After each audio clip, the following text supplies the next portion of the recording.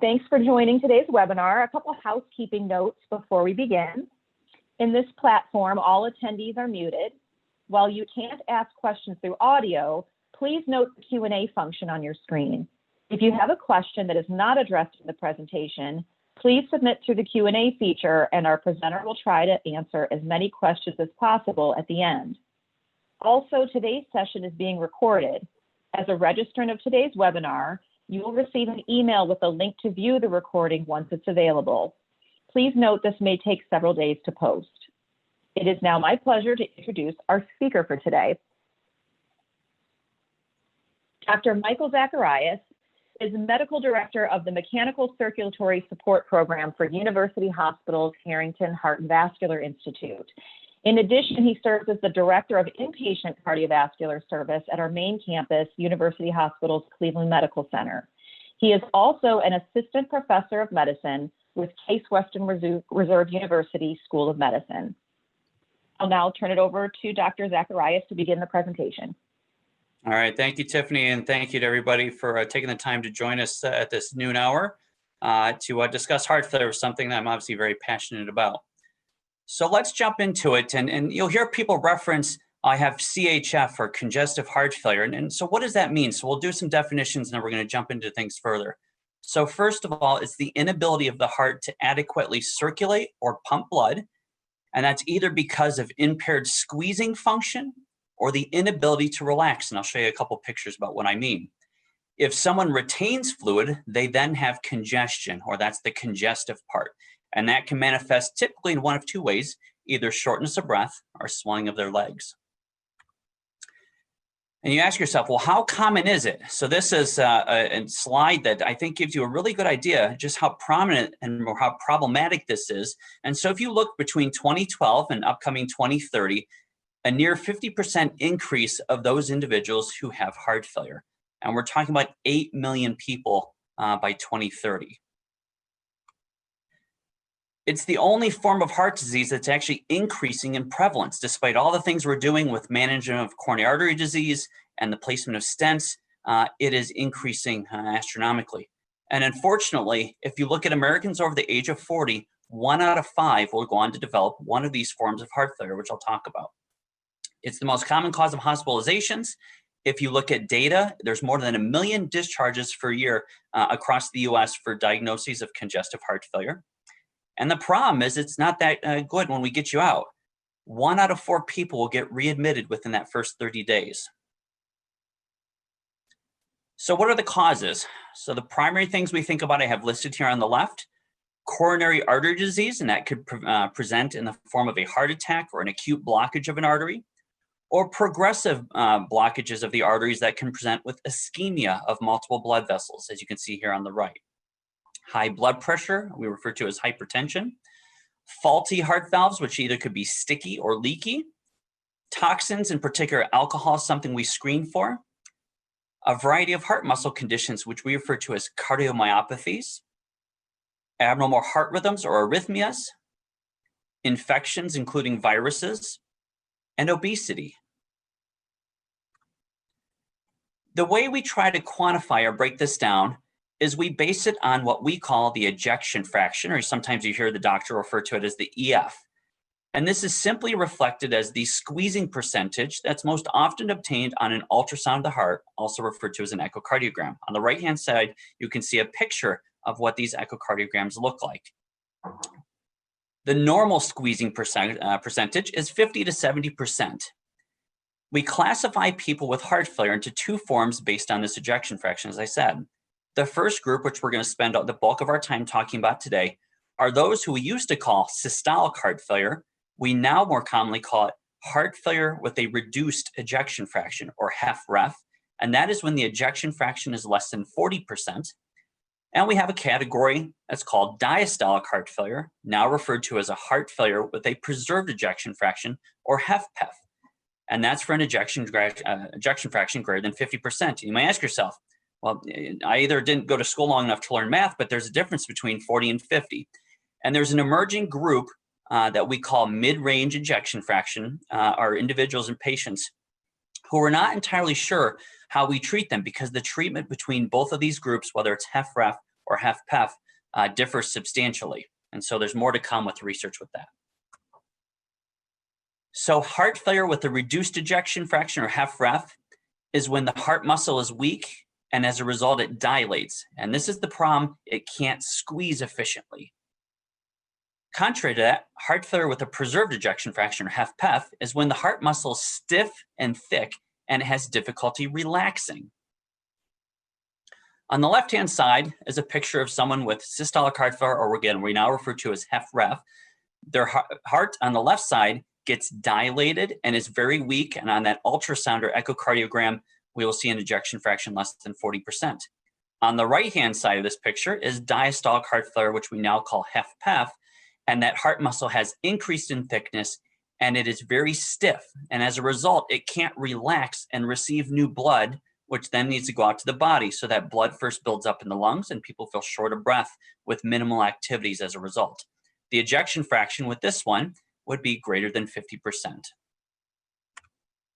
And so you ask yourself, well, why do I care? The mortality. Look at the mortality here I have listed on the left. So at 30 days, I already mentioned that 1 out of 4 people get hospitalized. 1 out of 10 people will die. By 1 year, 1 out of 4 people will have died. And by 5 years, 50%. So half the people I encountered 5 years ago likely have died from this condition. It's more deadly than many cancers. Most people are worried, as in particular for a female, about breast cancer, or they'll hear about leukemia or lymphoma. Heart failure has a higher mortality than each of these cancers listed.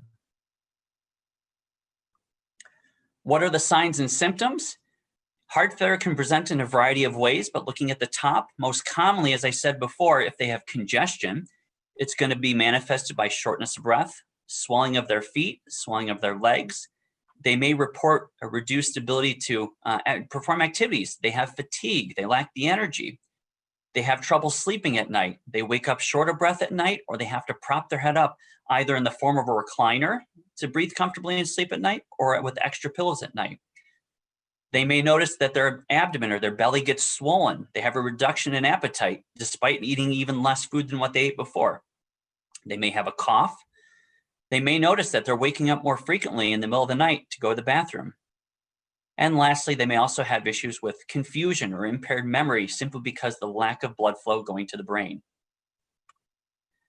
How do we diagnose it? There's a variety of tests that your doctor will run. On the left-hand side is an electrocardiogram, or an ECG, and we use this to screen for a variety of things, including heart attacks or ischemia or lack of blood flow to the heart, or also things such as hypertrophy or thickness of the heart muscle in the setting of high blood pressure, for example.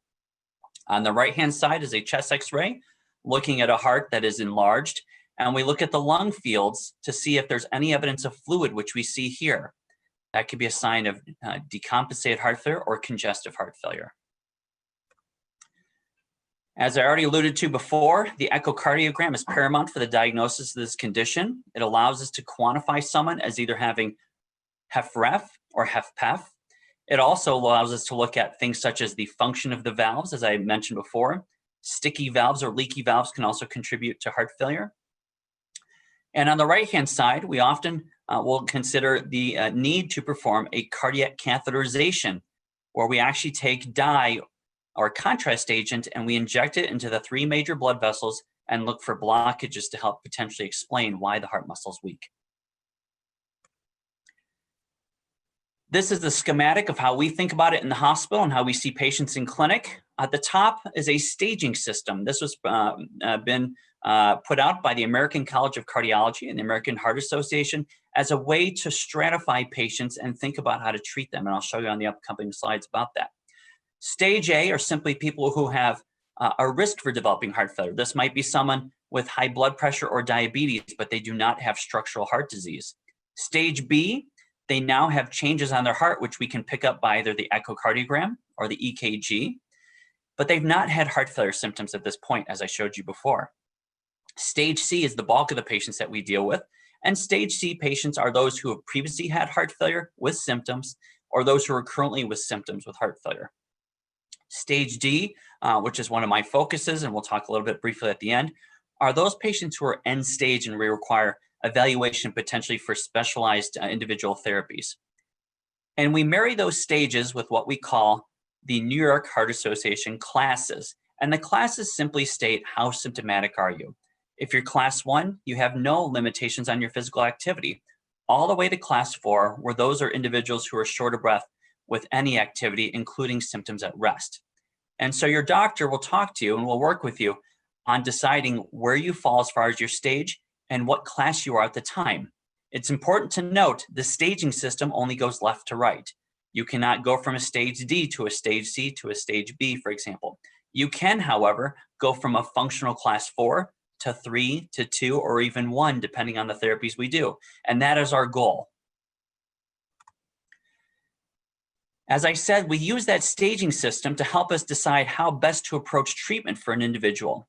Here we can see a stepwise approach about how one thinks about the initial treatment, whether it's stage A, and we simply look at risk factors, stage B, where we initiate early therapies that are targeted at their heart, stage C, which is the bulk of therapies, which I will spend time talking about later on, and stage D, the advanced therapies that we consider for those patients who have advanced disease.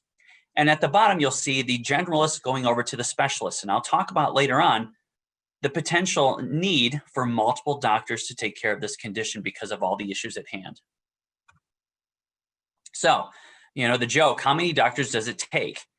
For someone with an advancing heart failure condition, this is not an uncommon group of patients or individuals or doctors you'll have to deal with. You have your primary care physician working as your quarterback, your general cardiologist who's made the initial diagnosis, potentially the interventional cardiologist if you need to undergo a heart catheterization or placement of stents, an electrophysiologist who deals with pacemakers and defibrillators, and someone like myself, a heart failure specialist who will potentially see you for optimization of your medications and consideration for other therapies. And this is just what I mentioned on the previous slide. So I want to jump in and talk about targeted therapies. How do we approach someone with heart failure and how do we treat them? And the most important thing at the end, how do you live better with heart failure and live longer? It's important to understand the physiology behind this though. And so you have to understand how the brain responds to a weak heart muscle. So this is specific to HFrEF. This is not applicable to HFpEF. When the heart muscle gets weak, the brain wants to retain fluid, constrict your blood vessels or make them smaller to try to conserve blood flow to important organs throughout the gut and elsewhere, and increase the heart rate to, again, maintain blood flow. We refer to this as neurohormonal activation, and this is what we target when we use our different therapies. The way I like to describe it, and anyone who's on the call, and if we see each other in clinic, you will often hear me refer to as the orchestra or the orchestra concept. And so the way I like to think about it and the way I describe the way we target therapies is that you have to think about the orchestra in the sense of each individual section, whether it be the woodwind, the percussion, the string, they all sound very good by themselves. However, when the conductor gets up there and can put all of them together, you get great outcomes and you hear excellent music. And so our goal as your team is to be the conductor, put all these in the right pieces at the right doses at the right times to give your heart the best chance to potentially improve and that you feel better and live longer. So what are the goals of treatment? As I said, we want to target that neurohormonal activation. And so what do? We remove extra fluid. We dry everyone up. We open up the blood vessels. We want to increase that tube size, as you can see in the middle. The bigger the blood vessels, the bigger the tubes, the less your heart, which is simply a pump, has to use oxygen or energy to circulate blood flow. When you open up the blood vessels, the way we can think about that is lowering the blood pressure. And lastly, we want to slow the heart rate down. We want to decrease the heart's use of oxygen, and we can do that, one, by opening up the blood vessels, but also slowing the heart rate down. So when we talk about each of the different types of therapy, I'm going to break it down into several slides. The first is looking at purely at fluid removal. And there are 3 different categories we use to remove fluid. The first one, most commonly, as many people have experience with, is what we refer to as a loop diuretic. There are 3 loop diuretics. Most commonly are the first 2, furosemide, also known as Lasix, torsemide, known as Demodex, but there's also a third one called bumetanide, or Bumex, that we will use to help remove fluid. For those patients who have challenging fluid issues or having difficulty retaining fluid despite these loop diuretics, your provider may give you a medicine that is a thiazide diuretic. I describe this simply as a booster diuretic that works in conjunction with one of the three medicines above to help accentuate removal of fluid. And the most common one used is metolazone, also known as Zeroxolin. The last medication group listed here, which are the mineralocorticoid receptor antagonists, also referred to as the MRAs, is a weak water pill that is imperative and is part of the pillars of therapy for people with congestive heart failure or with a cardiomyopathy or weak heart muscle. The first two categories, loop diuretics and thiazide diuretics, the goal is actually to get people off of these if we can. They do not make you live longer. You will feel better by taking these because it'll keep the fluid off, but you will not live longer. The last group here, which is most commonly prescribed as spironolactone, also known as aldactone, actually makes people live longer and helps get rid of fluid. It's a weak water pill, so it's in conjunction with the following medicines I'll show in the upcoming slides to help keep fluid off. However, it's not uncommon, either at home or especially in the hospital, to need the first two categories of medications to help relieve congestion. The additional benefit of spironolactone is not only is it a weak water pill, but it also results in potassium retention. So oftentimes we find people are taking potassium supplements when they're on medicines like furosemide or Lasix, and we can often get rid of those pills, and everyone knows how big those medicines are and how comfortable they can be to take. Next, as I said, we're going to open the pipes. We want to lower the blood pressure and let your heart work more efficiently using less oxygen and less energy. And there are three categories that are currently available that we use to do this. The first one, and previously the most common one, were a group we called the ACE inhibitors. The medicine most commonly used in this group is called lisinopril, also known as Zestril. This is a group of medicines that work very efficiently and very well, but they had a side effect potentially in some people that resulted in a cough. Therefore, your doctor may have switched you to the second group of medicines, which are called the angiotensin receptor blockers, or ARBs. The two most common medications in this category are losartan, also known as Cozar, and valsartan, known as Diovan. These are also very effective medications like ACE inhibitors, but without the side effect of the cough based on how they work pharmacologically.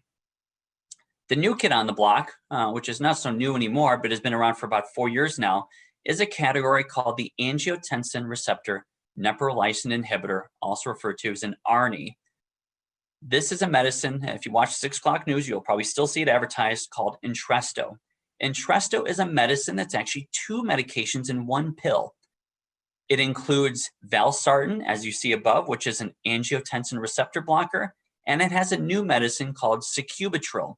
Sacubitril is a neprilysin inhibitor that works on the heart and works on the ability to help relieve fluid.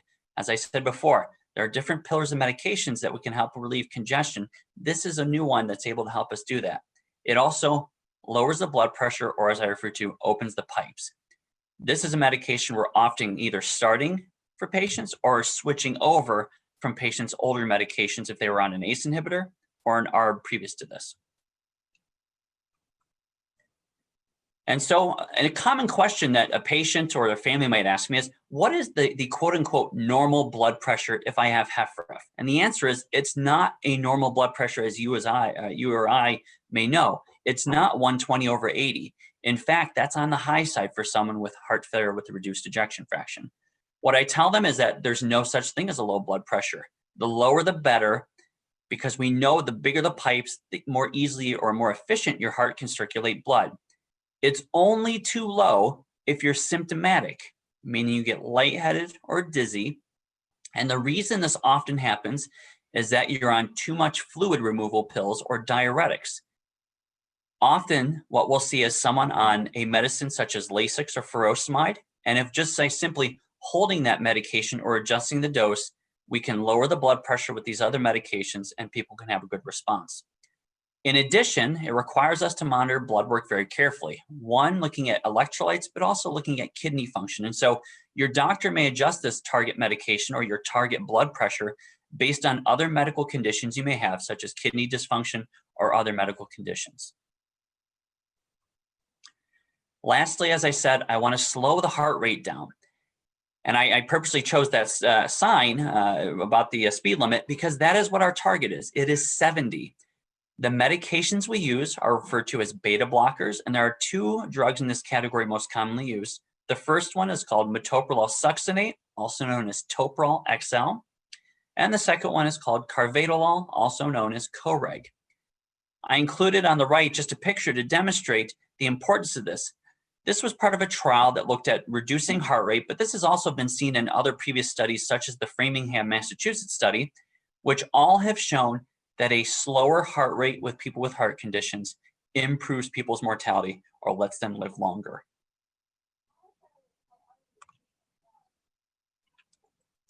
So as I referenced, Entresto as a new kid on the block, he's really not so new anymore. He's about 4 years old. However, there is a new group of drugs which I think are very important to mention, and you will see these heavily advertised on TV for a variety of reasons. This group are referred to as sodium glucose cotransporter 2 inhibitors, or also known as SGLT2s. These drugs were initially targeted as a diabetic therapy. As a background, about a decade ago, the FDA started requiring all diabetic medications to be tested for cardiovascular benefit, simply because of the overlap between diabetes and cardiac disease. Very quickly, when these drugs were tested, it was realized that not only do they help with diabetes, but more importantly, they actually have a bigger improvement on people with cardiac disease, in particular those with congestive heart failure or heart failure with reduced ejection fraction. In fact, these medications, while you'll still see advertised occasionally on 6 o'clock news as for diabetes, they are quick to mention the improvements and the mortality benefit seen with people with heart failure. There are 2 drugs right now, but there are others emerging.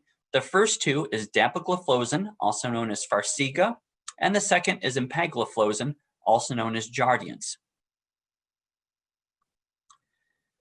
Lastly, there are other therapies depending on your situation, which your doctor may also talk to you about or potentially start. The first 2 are typically done in combination with one another, as in combination they work better than one by themselves. It is hydralazine, and the other one is called isosorbide, and that can be in the form of mononitrate or dinitrate, simply based on how often they're dosed throughout the day. The next drug is one of the oldest drugs that we've had in pharmacotherapy, and is digoxin, is derived from a plant, and that is to help the heart squeeze in the potential setting of a reduced heart function. And lastly is a medicine called ivabradine, also known as Corlinor, and this is simply to get your heart rate down. It is only to be used once you've been on maximal beta blocker therapy or high dose or targeted dose metoprolol or carvedilol. And despite that, you still have a heart rate greater than 70. If you do, your doctor may consider starting you on this medication. So I think of Morpheus. And so when patients come to me and they have a lot of pills to take, it is not uncommon for people with heart failure to have to take anywhere from 5 to up to 15 medicines a day, depending on what other medical conditions you have. And so I look at them, I say, if I can offer you several pills that'll make you live longer, or you can continue to take some of these medicines, which may make you feel better, but you do not live longer, what do you pick, the red pills or the blue pills? And then often, obviously, as one can imagine, they want to live longer and feel better. And we can achieve that by doing targeted therapies, as I showed you on the previous slides. On the right-hand side is fascinating data that was just recently published that showed if we can get people on combination therapies of the medicines I showed you before at appropriate targeted doses, we can double their outcome with those with congestive heart failure. Previous to this, as I said, 50% mortality or a 50% chance of being alive at 5 years. As I said here, you can improve this substantially when the right medicines are done at the right doses and at the right times. In addition to medications, there are also devices which your doctor may talk to you about. And so I briefly wanted to touch base about them. First are what I refer to as the water gauge, where we monitor fluid levels, and we do this by a sensor called CardioMEMS. And that device sits in your pulmonary artery, and I'll show you a picture of what that looks like. The next is we want to prevent sudden cardiac death or prevent the risk for that due to abnormal rhythms or arrhythmias. This is done so with an automatic internal cardio defibrillator, also referred to as an AICD, an ICD, or as I'll sometimes talk about it simply as a shock box. The goal is to prevent arrhythmias. We know when the heart muscles are weak, in particular when that ejection fraction is low. There's an increased risk of arrhythmias, which can cause sudden cardiac death. We therefore will offer this to patients if their ejection fraction remains reduced as a way to try to save them from this condition. Lastly, another device that may be considered is to try to restore synchrony between the lower chambers of the heart. What do I mean by that? There are times that the electrical wiring of the heart can become abnormal because of scar or fibrosis or other conditions leading to changes in the electrical wiring of the heart. This will manifest in most commonly what we will talk about, and you'll hear physicians talk to you about, as a bundle branch block. If there's a left bundle branch block, we will discuss using an additional wire that will go through the back side of the heart to the left side of the main pumping chamber, the left ventricle, to help pace the heart in synchrony. We refer to this as a biventricular pacer or cardiac resynchronization therapy, or CRT. These devices come in two forms, either as a pacemaker alone or in combination with a defibrillator, depending on what the ejection fraction is and the needs of the patient. This is what CardioMEMS looks like. It's the size of a dime. As you can see, it has two little wire loops, and those wire loops are simply to stabilize it. On the right-hand side, you can see how this device goes in. So we start on the right side of the heart and we traverse up into the pulmonary artery, which goes out to the lungs. This device sits there and it monitors fluid levels from the heart, in particular the left side. And the way we monitor it, as you can see, there's no wires other than the stabilizing wires. So you say, well, does it require batteries? And it does not. It works on nanotechnology. What you do on the bottom left-hand side is you lie in a pillow that can stimulate the device, and therefore it can, through your skin and through your chest, measure the fluid levels in your heart, and the device that's sitting on the bedside, you can see here, sends that signal to a website, which we as a team monitor. We can register your fluid levels, we can measure your heart rate, and we can adjust your medications accordingly, whether that's an increase in water pill or diuretic, potentially a reduction, or a change in those other medicines to help lower your blood pressure, to help your fluid levels. Patients will do this every morning, and then they will hear from us as a team on how to adjust their medications. As I said before, the defibrillator, or ICD, is no different than what you see on TV when you see people get shocked with the paddles. We do this inside the chest.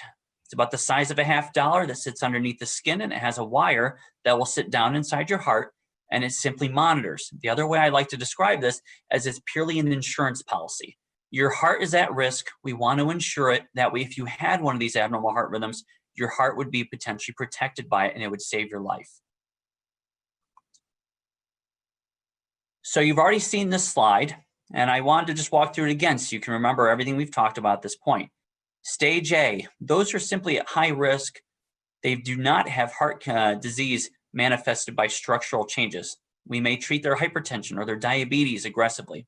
Stage B, they now have structural heart disease, but they do not have heart failure. They might get medicines, as I mentioned, an ACE inhibitor, as you previously heard me talk about, or a beta blocker. Stage C is the bulk of the therapy, and that's going to include medicines from each of those categories that we talked about, including the devices that I most recently mentioned. And lastly, stage D, as we get to that point and we know patients advance to stage D, we then think about specialized advanced therapies that we will potentially discuss with them. So let's talk a minute about that. So I like to define what is truly, how do we quantify or classify advanced heart failure? What does it mean to go beyond what the initial medications are? And so the way I describe it is that it's when the conventional therapies that I've already shown, or the symptom management that's already been tried, is no longer working. It does not mean that you've run out of options, as I've sometimes heard patients say, or their family members, although it may mean that we may shift the focus away from quantity of life to really trying to focus on quality of life and offering quality going forward, knowing that quantity may not be able to be achieved. As I already showed you, it's referred to as stage D disease. And there are four primary options that we think about for people with this advanced condition. The first one, which is considered the gold standard, is cardiac transplantation. The second one is a mechanical heart pump that gets placed inside the chest called a left ventricular assist device, also referred to as an LVAD. Inotropic medication, which is an infusion of a medicine to help the heart muscles squeeze. And lastly, hospice care for those who are not candidates for the above therapies. So what are the clues to advancing heart failure? First, the inability to do simple activities around their house, such as bathing, brushing their teeth, changing their clothes, getting out of bed without becoming symptomatic or short of breath. Worsening kidney function because of the lack of blood flow coming from the heart. Measuring the fluid levels inside the heart or the blood flow from the heart, either because of or through cardiomems or through a right heart catheterization. A special stress test called a cardiometabolic pulmonary exercise test, also referred to as a CPET. And this allows us to measure oxygen consumption, carbon dioxide production, and to see how your heart does with exercise. And we can plot this and very well much prognosticate how someone is doing. Trips to the emergency room. Multiple studies have shown over time that the increased number of trips to the emergency room within 1 year substantially increases your chances of dying or your mortality from heart failure. Cardiomems, as I already referred to, measuring the fluid levels. And lastly, the use of inotropic medication in the hospital. While I referenced that these are potential therapy, it's a double-edged sword. The two most common medicines that we hear used are dobutamine and milrinone. And these medicines, the goal is to help the heart muscle squeeze, but it does so at the expense of increasing oxygen utilization and increasing energy utilization of the heart. In addition, it increases the risk of abnormal heart rhythms or arrhythmias. And so these medicines, if used in the hospital for someone with congestive heart failure, is a red flag that they have someone with advancing heart failure. Moving on to each of these therapies, as I said, cardiac transplantation is considered the gold standard. We do it where we match the heart with the recipient based on their blood group, but you do trade one thing for another. So you go from taking heart failure medicines to now requiring lifelong immunosuppression, which is not without their own complications, including diabetes, high blood pressure, and issues with cholesterol. And so while it's still the gold standard, we do make sure to educate people that you are trading one condition for another. While certainly this condition is well worth it with the improved outcomes and lifelong achievements. Secondly is the left ventricular assist device, or LVAD, as I referenced before. This is a mechanical heart pump. This sits inside your chest. There's a tube that sits inside the main pumping chamber, the left ventricle, that draws blood out or sucks blood out, and it goes into this tube, which you can see here, going up to the aorta, which is the big blood vessel to send blood out to the body. Your heart is still beating. It's not that your heart has stopped, but interestingly enough, you often do not have a pulse. The reason we have a pulse is because our aortic valve and our heart can generate enough blood flow to have that valve open and close. And with this, the valve primarily stays closed because we're unloading the heart or reducing the blood in the heart. That aortic valve doesn't open, and often patients do not have a pulse. Because it's a machine and it has mechanical parts to it, it requires medicines to prevent blood clots, such as Coumadin and aspirin. It requires a constant power source. The way this is done is through a cord, as you can see here, that comes out, and that comes right through the skin of the right side of the belly typically, and goes to a controller, and during the day, 2 batteries. At night, patients will charge their batteries, which last anywhere from 12 to 18 hours, and they will connect to a wall unit to do so. There's about a 30-foot cord, so patients can still get up and go to the bathroom or go do things if they have to while they charge the batteries. It's important to note this therapy is for patients who are both eligible and ineligible for heart transplant. Oftentimes, if a patient is too sick and we don't think they'll last long enough on the list or they won't make it to their transplant, we will put this pump in to buy them the time they need to be on the list to get a heart. In addition, There are people who are ineligible for transplant for a variety of reasons, in which we may offer this as an alternative therapy. So how do we put it all together? This is where, the crux of what we wanted to talk about today. How do you live longer with heart failure? And so it really boils down to 4 things, which I'll talk about. The first one, medication adherence. The second, watching your diet, in particular salt intake and fluid intake.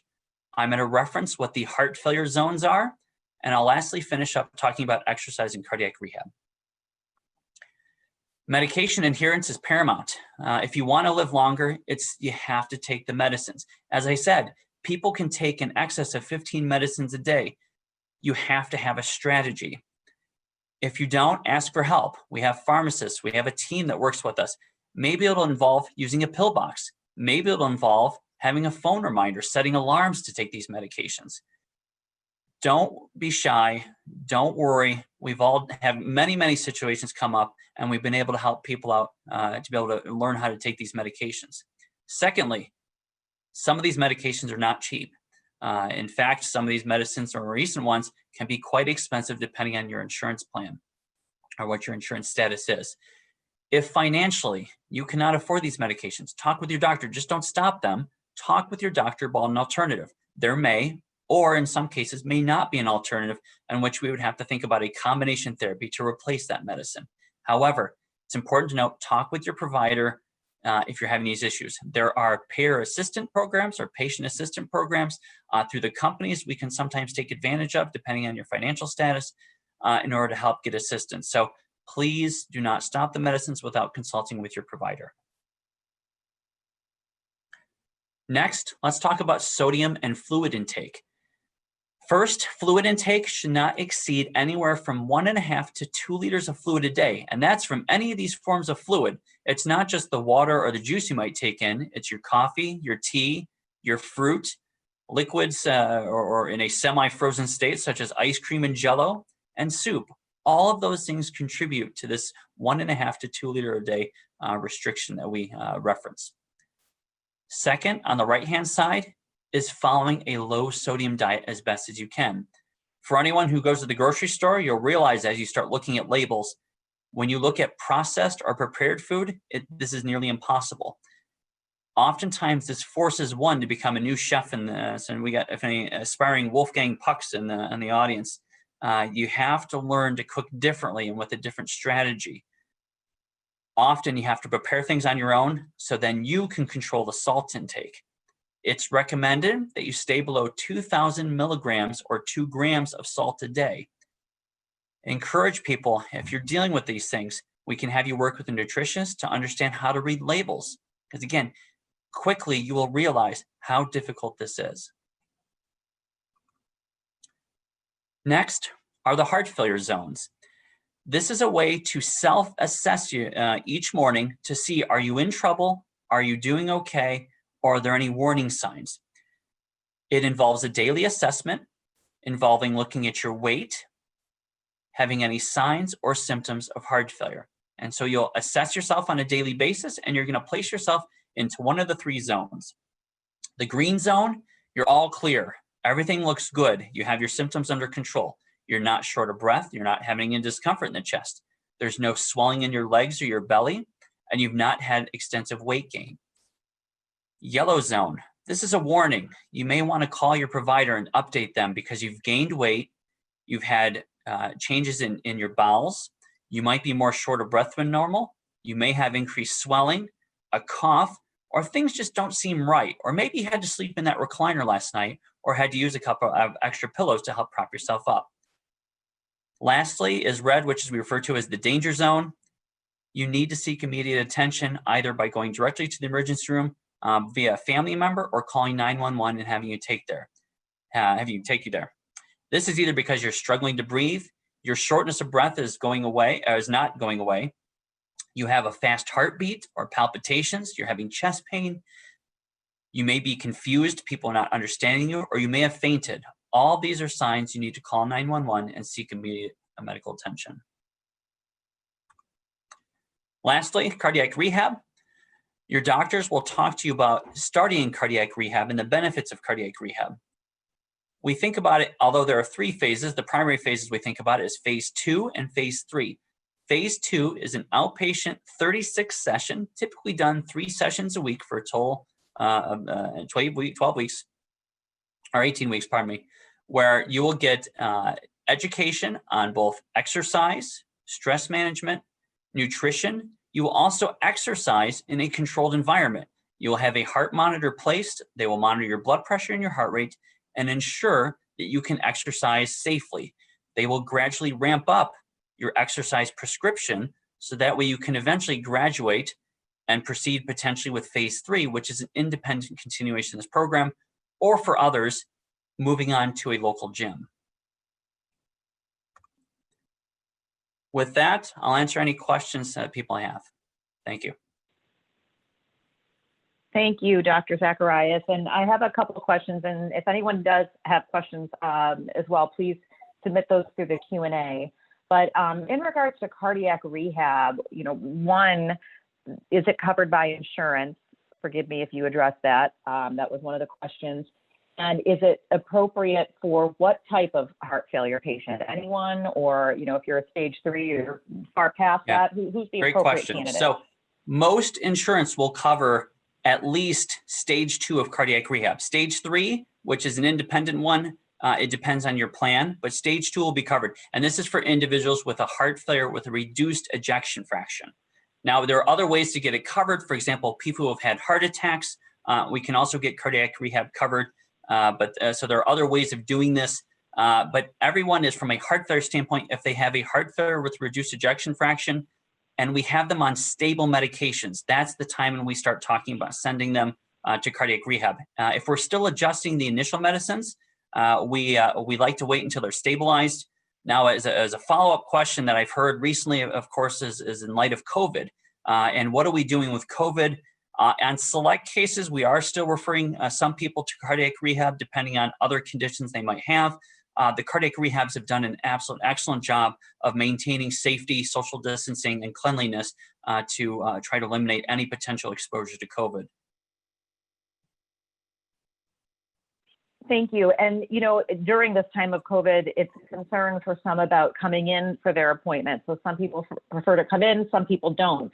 What do we do in that case? I mean, are you just only seeing people in the office, or how are you taking care of people that might not be able to make it in?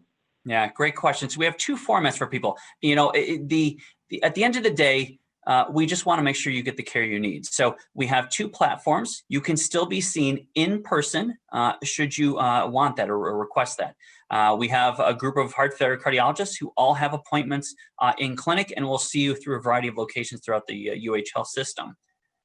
As mentioned before, appropriate social distancing, cleanliness, all the guidelines that have been put out by the CDC are abided to allow a safe clinic visit or experience.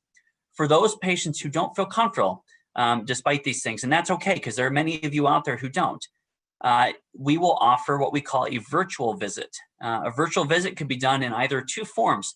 One is simply a telephone call. We will call you up at your home or whatever place you'd like, and we will talk to you over the phone and counsel you and discuss things over the phone.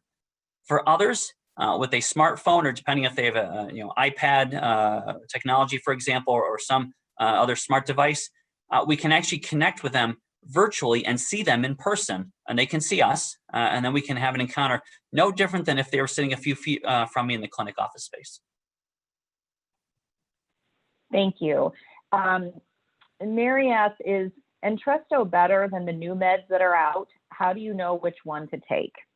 Yeah, that's a great question. So Entresto, which is that sacubitril valsartan that we talked about, more recent literature continues to emerge. It is the best medicine out there. Now, the guidelines, which we use to help dose our medicines and change our medicines, were updated a few years ago to reflect this. So for anyone who's currently on an ACE inhibitor or an ARB, such as lisinopril, losartan, they have the option to discuss with their provider. Their provider, frankly, may discuss with them about switching to Entresto.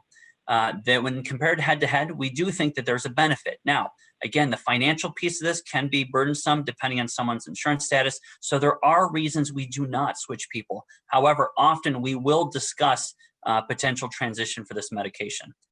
The newer categories I alluded to, which are the SGLT2s, which you're now seeing advertised on news casts between 6 and 7. These can be quite expensive. These should not replace. These are additive therapies to things such as Entresto. So you really have to decide, what is the best combination for each of you. How do you know when to see an advanced heart failure specialist versus a cardiologist? I mean, are they going to know when to refer me, or what do I need to look out for when I'm choosing a provider? Yeah, it's a great question. So this is something that can be prompted either by the patient or their family members or loved ones, or their cardiologist. And so the things that we try to advertise or educate people on, in a sense of, is when the medicines you're on are not working, you're not having the same response, you're more short of breath, you can't do things you could do even 6 months ago or 3 months ago for that matter. You've been hospitalized a couple times.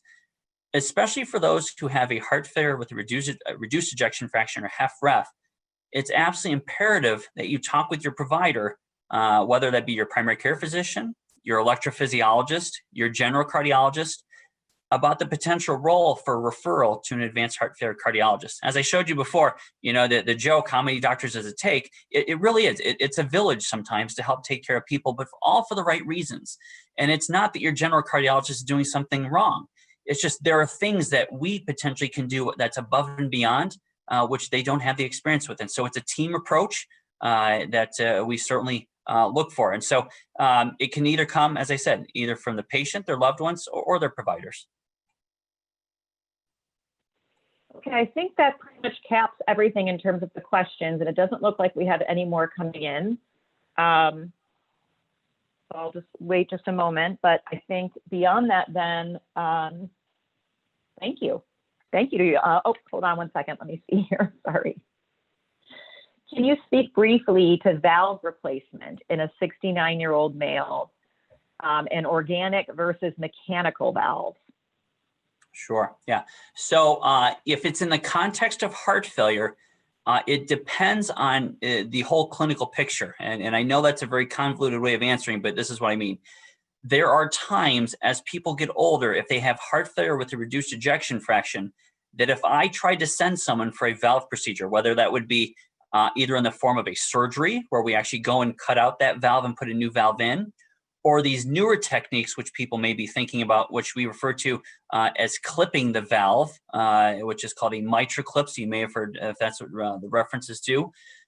When the heart muscle is weak, there's a point of no return. And so it does require some advanced testing, sometimes potentially that cardiopulmonary exercise test in the context of a heart failure with reduced ejection fraction. Now, if their heart function is normal, we still then have what we call a heart team approach, which may involve a heart failure doctor or a structural heart doctor, a interventional cardiologist who focuses on valves, as well as a surgeon to make sure that you're getting the best treatment or the best valve that you deserve. Because what may be good for you may be different for the next person. Terrific, thank you. Okay, if there are no other questions, then thank you, Dr. Zacharias, for sharing this information and answering the questions that were posed today. As a reminder, we will email a link to view a recording of this session on our website once it's posted. Thank you, Jan says many thanks, well done. To schedule an appointment with Dr. Zacharias or another University Hospital's heart failure specialist, please call 216-465-7893. And this concludes today's session. Thank you for attending and have a great afternoon.